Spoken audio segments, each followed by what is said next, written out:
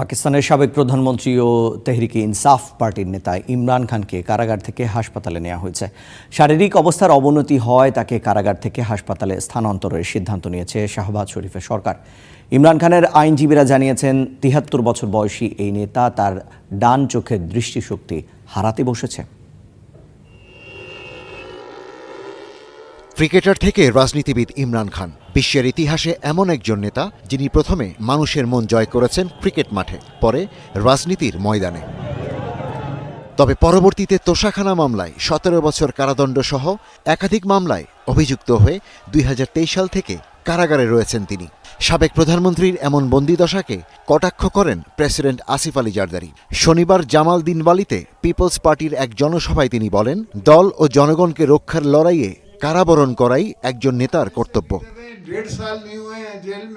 ইমরান খানের নাম উল্লেখ না করেই জারদারি বলেন, মাত্র ১৮ মাসেই তিনি কারাগারের পরিবেশ নিয়ে অভিযোগ করা শুরু করেছেন।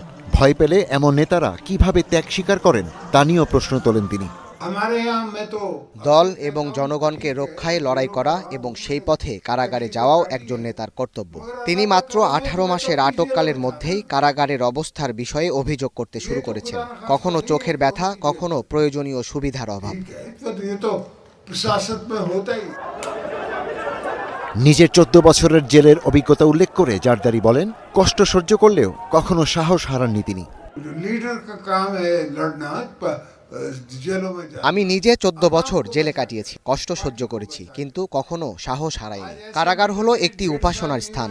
যারা সেখানে উপাসনা করে তাদের প্রার্থনার উত্তর মেলেই।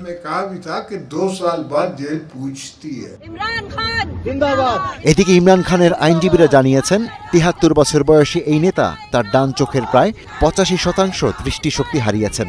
সাবেক প্রধানমন্ত্রী এবং পিটিআইয়ের প্রতিষ্ঠাতার প্রতি দীর্ঘদিনের অবহেলা এবং সংক্রমণের যথাযথ চিকিৎসা না হয় এমন গুরুতর শারীরিক অবস্থা, এতে উদ্বেগ দেখা দিয়েছে সর্বমহলে।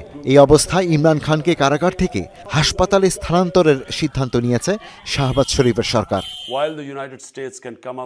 রাজনীতি, কারাগার এবং স্বাস্থ্য ঝুঁকি, ইমরান খানের জীবন যেন পাকিস্তানের রাজনৈতিক নাটকের কেন্দ্রবিন্দু। Ishtiaq Hossain, star news.